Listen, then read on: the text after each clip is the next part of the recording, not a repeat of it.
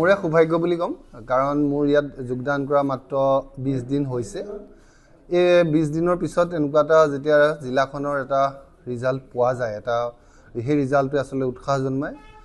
শিৱসাগৰ জিলাত সৰ্বমুঠ 8726 জন পৰীক্ষাৰ্থী অৱতীৰ্ণ হৈছিলে তাৰ ভিতৰত 7337 জন ছাত্ৰ-ছাত্ৰী উত্তীৰ্ণ হ'ল উত্তীৰ্ণ হাৰ আমাৰ 84.24% আৰু বিগত বৰ্ষতকৈ আমি এবাৰ 2.84% বেছি হ'ল বিগত বৰ্ষৰ আমাৰ উত্তীৰ্ণ হৈছিলে 81.24% গতিকে শিৱসাগৰ জিলা এবাৰ যেটো আমাৰ স্থান হেতু স্থান দ্বিতীয় স্থান পালে গতিকে আমি আশা কৰিছো অনাগত বৰ্ষবোৰত